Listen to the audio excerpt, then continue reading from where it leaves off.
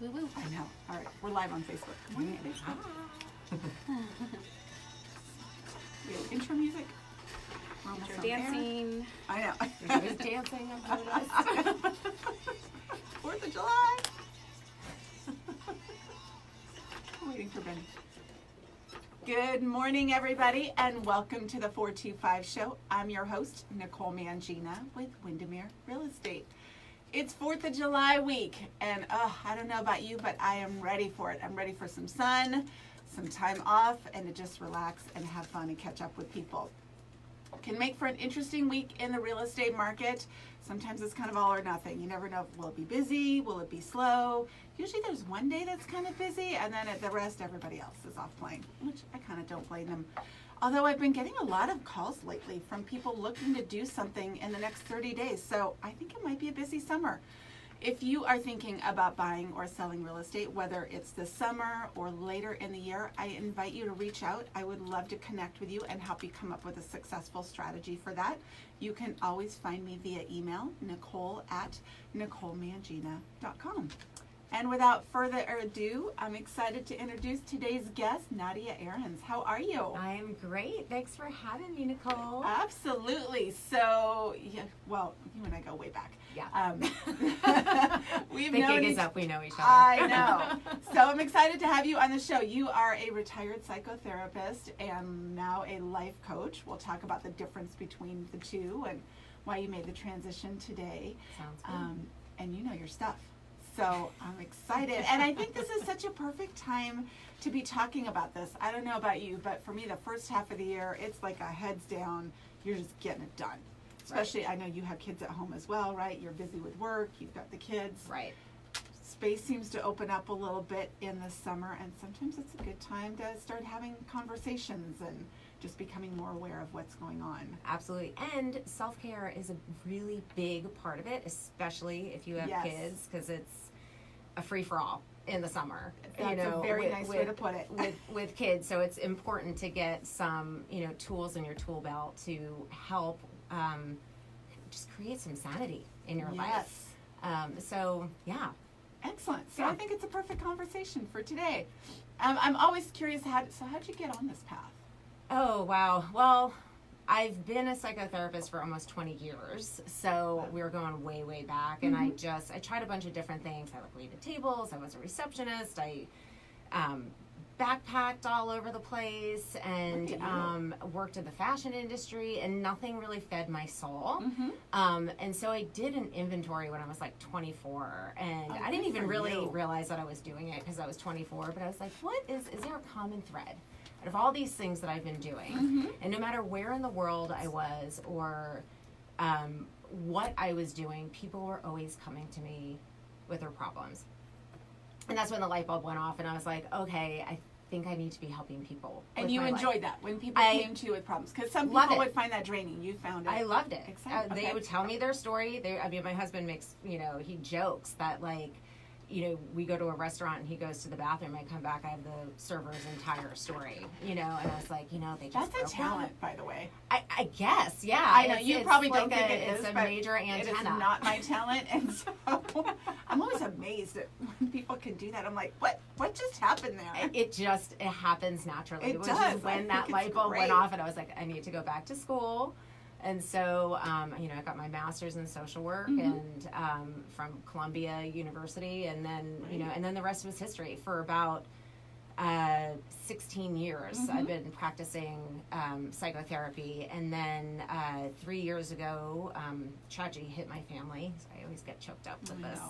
When my son unexpectedly died, and as you can imagine, it, brought me to my knees. And life altering, I'm sure.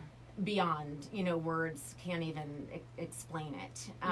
And I just remember I had this moment on the floor of his bedroom being like, I don't want to do this. I don't want to go on. I don't want to feel the pain. I don't want to do this. And the next moment, my grandmother, who at the time was 98, and she just recently passed about 2 months ago at almost 102. So, oh my goodness. So she came to me, like the thought came to me, and I was like, I'm probably going to be here a really long time and living. You're going to want to figure this out. God. And I was like living this victimized, passively suicidal, I don't want to be here life is gonna suck so much more than the grief and the pain that I'm already feeling. And so my other option was to transform the SHIT out of the worst experience I could ever possibly experience. And then it was a series of, meditating and journaling and feeling all of my feelings. And eventually I was able to incorporate exercise back in, because that always just puts me in a really good mental state. And so through these 4 steps, I was able to get my life back to functional. Because at that point, I was under no illusion that I could be happy. I was like, I just need to get out of bed for my twins, and I need to, function in life. Yeah. And then eventually what happened was I just continued to do these steps, and as life went on, I restructured my business. I got rid of a ton of clients. I clearly stopped seeing clients after everything happened. But I decided, you know what, I can't sit here and just listen to people's, I don't want to say I don't want to listen to people's problems, but I with psychotherapy, it is super focused on the past, and it could create just a repetitive loop. Right. And, at this point when I had gone back, I was like, I have no tolerance for this anymore. So if you are coming into my office, you have to really be ready to transform the bleep out of your life, which is how I founded my business, which is transform the SHIT out of your life. It's the greatest tagline ever. We can officially say it on the air. You can check out my website and you'll see it all over the place. Yes, so Nadia Ahrens is on the show with us today. You can find her nadiaahrens.com. We'll also have the links to all of her stuff, the sassy ones included, on the website after the show, NicoleMangina.com/podcast. Yeah. So I really focus on serving women, because it's not about having huge transitions happening to your life. Like, yes, come in if there's grief or a divorce or a job loss or whatever, but it's also about teaching women how to stop living in fear. And how that shows up a lot is through codependency, and that's just a cloaked word for fear.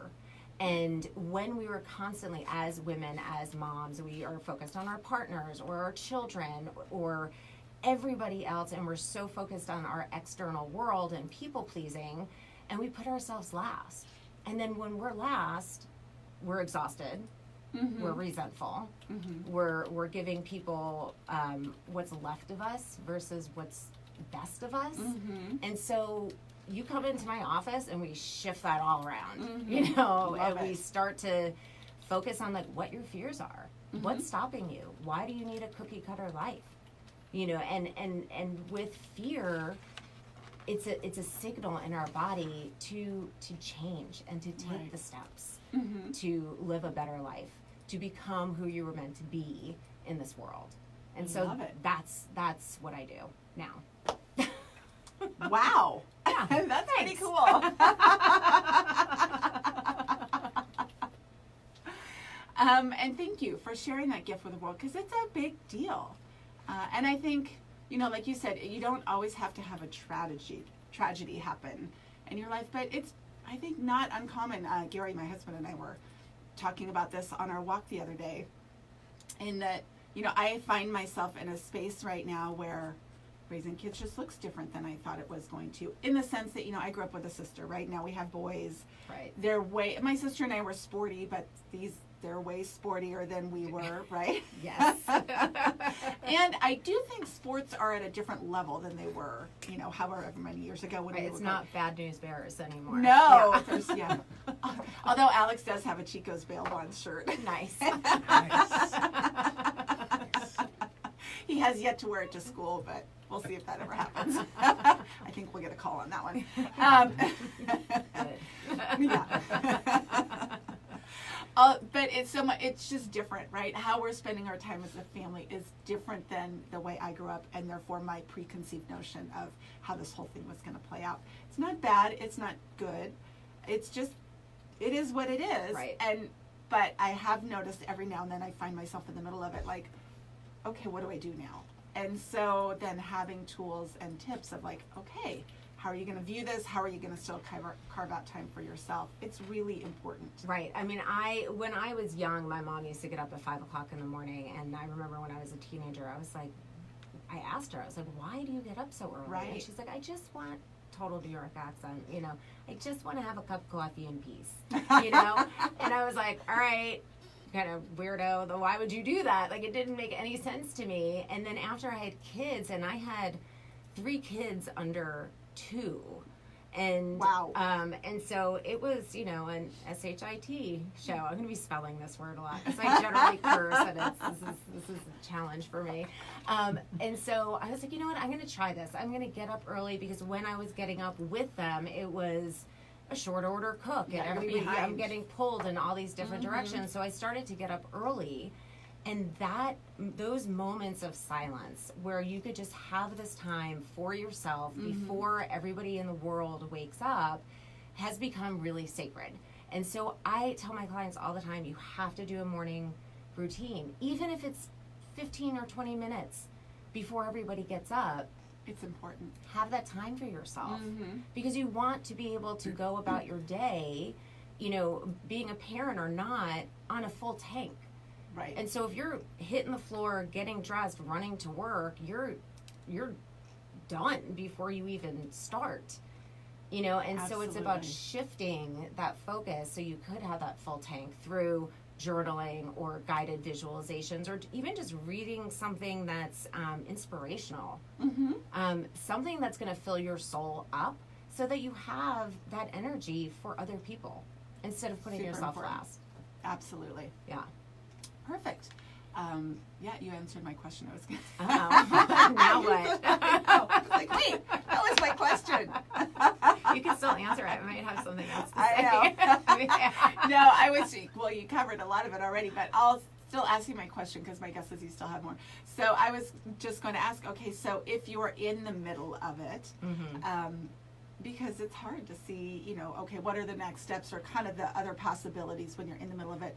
What are some tips and tools that people could use? I love the morning routine. Yeah, the morning routine I think awesome. is life-changing. But if you just do that one thing. Yeah, I mean, just do the one thing. That's a super hard one, to get up early. I tell people that, and they're just like, I mean, it's like I told them to go murder somebody. You know, I was like, I'm just telling you to wake up a little earlier. You know, because that sleep time is again so precious. I know, that's it, and I do go back and forth with that, because I do love to get up early, but I also don't get enough sleep. And then you hear all the, you know, Ariana Huffingtons of the world of, you have to get more sleep, and I think that's a fabulous idea. I go to bed at like 9:30 at this point. Oh, good for you. But I tell people, like, don't make big changes. You know, I'm talking about, like, you know, all these things that I do, but I started with baby steps, and I'm a firm believer in baby steps, because it helps people stay out of fear. Because what happens, I'm going to dork out a second about brain science. We've got a whole bunch of different parts of our brain. We've got the prefrontal cortex, which is like your personality and what you show to the world, and your social skills and your analytical thinking, and then we have our amygdala, which is the fear center, which is our primal, I am getting chased by a saber-toothed tiger fear center, and it's a survival mechanism. It's what kept us, you know, alive as humans. Right. But when you talk about change, people start to freak out, which is another word of fear, and their amygdala takes over, and they think they're getting chased by the saber-toothed tiger. So it's about saying, you know, and then they don't want to do anything. Yes. And then they're like, I'm stuck, and I don't know why I'm stuck, and it's because that change is so scary. So if we take it like step by step with like super little baby steps, it tricks the amygdala into thinking that nothing is happening. So it keeps you up in your executive functioning. So we're like, okay, we're not going to do a whole overhaul and get up 2 hours early, do all these 4 steps, and you know, because people do them for like 3 days and be like, I'm done, I can't do this. So it's like, maybe just set your alarm clock 10 minutes early and read something inspirational, or do a couple of jumping jacks, or, you know, do a guided visualization on any number of apps that are available these days, you know, and or download mine. I have a meditation on my website, Oh, and it's like, that's great. yeah, 10 minutes long. I Perfect. think it's super awesome. Yes. People seem to love it. I've done it. It's actually great. I totally forgot about it till you brought it up. Yeah. But Yeah. It's great. Oh, I'm glad you like it. There you go. So if you're out there thinking, okay, you're ready to try some of this, NadiaAhrens.com. Yep. And you can download that meditation for Yes, free. you can. Yep. Absolutely. Yeah, and it's only about 10 minutes long, and I know that sounds super long and scary to people who don't meditate. I know. But again, baby steps. Like, even if you just set your alarm and you do it for 2 minutes, that's how I started. Mm-hmm. That's I was great. like, I cannot quiet this brain down, but I Sure. could do it for 2 minutes, and it's all about the baby steps, because that's when real long-term change happens. Absolutely. It's not the big, let's do an overhaul, because again, you'll do it for 3 days and be like, this woman's a freak, I'm not doing it, Absolutely. I think there's a lot of value too in acknowledging that, pretty much everybody on the planet wants their life to change in some way. Right? You could have something really amazing in your life, but there's always something we're looking for that, if this was a little this or that was we all want change, but we are hardwired to resist it. Yep. And to just acknowledge that for what it is, because I think it's easy to get stuck in that spinning little cul-de-sac Right. of, I want change, but it's scary, or it's this, or it's that. But to just realize that's just part of it. Totally. And that can help take some of the charge off of it. Absolutely. And it's those baby steps, and it's like you hear people be like, well, I just want, find your passion. What are you passionate about? What are you doing? I don't love the passion word. And, It's hard to get to when you're in the cul-de-sac. Totally. And I'm reading, actually, I just finished it, Big Magic by Elizabeth Gilbert. Oh, yeah. Go out and read that book. It's so good. It is Magic. so good. That's and good. what she was saying is that, and she was saying like the whole thing about people finding their passion, and you're getting looped into that cul-de-sac and you're like, passion. But what she said was, be curious. That word I love. Yeah. And she told the story about how she moved up to upstate and made a garden, and then she's like, I wonder if this plant is indigenous, and then she started doing research that it was from like Turkey or wherever, and then through these curiosities, she wound up writing this amazing novel. That's great. Just by being curious about a plant, and so I just loved that that message of like, don't worry about your passion, just be like, you know what, maybe I'll take a photography class, Yeah. or I like kittens, maybe I'll just go volunteer. These little baby steps. Be curious, because those are those little, pebbles that are going to create a different path in your mind and in your life. Absolutely. And really, I think for most of us, if you look back at the really cool and super amazing things that happened in your life, they all started with those tiny little steps that really you had no idea where they were going. Right. And they turned into something pretty amazing, but that was certainly not the intention. Right. I from mean, the start. you had that idea. You were curious probably about a radio show. Yes. And now look at you. Hanging out with you. Rocking it. Benny and Jen. Having fun. Yeah. Talking about all kinds of stuff. So I help people, really, women especially, because I think we just get into this mold of, we have to get married by a certain age, Right. and then and have a career in corporate America, and then you have kids, if that's your choice, and Right. then you wake up one day and you're like, who am I? Right. I followed this trajectory that society has put upon me, and I don't even know if that's really me. And so I help women unpack that and release that fear so that they could really, change and become who they were meant to be. Right. I love that. Yeah. So if someone wants to work with you, how can they do that? Well, Because again, I would imagine there's a couple of people out there going, hi, I need this. I live in fear. Can you help me? Raising my hand right now. And honestly, it's like, I'm, people's biggest, nightmare. That didn't come out the way I wanted it to come out. I would never But describe it's it as a like, nightmare. because people's biggest fear is what I experienced, and I Sure. want to tell people that no matter what it is that you are going through, you have that choice Right. to get yourself out of it, and it's about empowering these women as well. Right. That being said, I do one-on-one coaching. I've got an office in Bellevue and one in Seattle. If you're outside of the area, I do Zoom and phone sessions, and all the information is on my website. And you could schedule a free complimentary call with me, and we could go from there.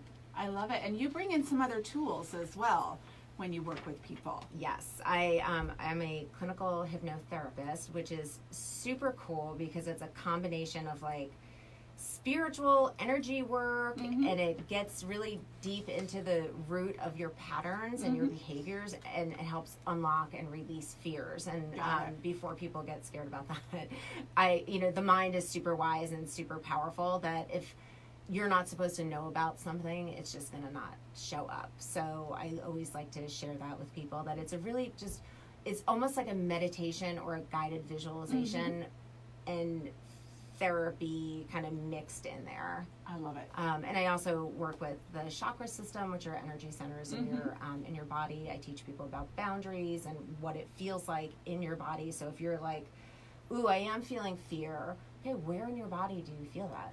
And if it's like in your, your solar plexus in your stomach, for example, it's like, okay, that's your power center. That's your relationship with yourself. And so it's about teaching them about like, okay, what is going on in your heart? What's going on in your throat if it's tight? What are you not expressing? And so there's a whole mind-body element to it, because it is, again, going from the external to the internal world, because that's where you're going to get your answers. And it's about decoding your own body so that you could live your fullest life. Because there's a lot of clues there once you learn how to tune into it. Totally. Absolutely. Totally. That's our like message board is our body, so it's like, start to listen to like what it feels like when you say something and then you feel lighter. Okay, you want to do more than that. Or if somebody's crossing a boundary, and how does that feel in your body? And so, I teach a lot about boundaries, because people really, need to learn about boundaries. They do, and it's basically like your energy field. Boundaries is the psych word for energy field. I love telling people that because it's totally woo-woo and kind of fun, but it is like, there's so many correlations between science and woo-woo. Absolutely. It's really the same thing, when they just gave everything different names. Yeah. I'm so glad you said that. I know. It really is. You get so nervous about it, like, ooh, where are we going with this? It's all the same stuff. It totally is. And it's listening to your body and listening to your higher self and quieting down that ego, that fear-based thinking, because what you think is what you create. Right. And so if your brain is always complaining, that's going to be showing up all over your life. And so if we could, change your thinking and your mindset, your whole trajectory of your life is going to change. And I want to say that I tell, when people are going through something, they're usually like, why is this happening to me? And then that kind of puts you in victim mode. So I, shift it to say, okay, why is this happening for you? What are you supposed to be learning from this experience? Yes. I had to do a whole bunch of that. I still do. Which does not mean it's your fault, right? No. Because I think that's an easy train for people to go down. Right. It's like, what is your soul's purpose? Why did this happen for you? What are you supposed to learn? Whether it's you're a relationship, or again you lost your job or whatever. It's like, what are the things that I'm supposed to learn about myself? Sure. Through this experience, and it shifts the whole mindset and thinking of the people that I'm working with. Oh, I love that. Yeah. Such a big thing. So you and I know a lot about the chakras, but let's just do a quick, can you run people through, because I assume everybody knows what chakras are, but I think there's a lot of people out there that don't. Yeah. So what are they in kind of a quick, what does each one represent? Okay, so quick in a dirty, quick, okay. I'm not going to say what I was going to say. But okay, so it's a Hindu like energy medicine type deal, and it's you have 7 energy centers in your body, and they're actually nerve centers in your body. So there is a biological component to it they're bundles of nerves. I don't think I knew that. That's cool. Yeah, and so they run from the base of your spine to the top of your head, and they have colors associated with them, which is just the rainbow. Sure. Essentially. So the first one is like your basic needs, your tribe, your safety, And then the second one, which is base of your spine. Second one is right below your belly button. It's orange. It's your relationship with others. Your third one is your power center, which is in your solar plexus. It's your relationship with yourself. The fourth is green, and it's your heart center, and that's giving and receiving unconditional love. And a lot of times people are great at giving it, and they're terrible at receiving it. Right. The next one is your blue. It's your throat chakra, and it's expression and creativity. Then you have your third eye, which is intuition. And then your crown is white. That's purple. And then your crown is white, and that's your relationship to your higher self. I love it. And on my website, I have a whole page because the meditation is all chakra based. And then you go to the page on chakras, and it breaks everything down to for you in more detail. So perfect. Yeah. I love it. I learned so much from you today. Oh, thanks. Yay!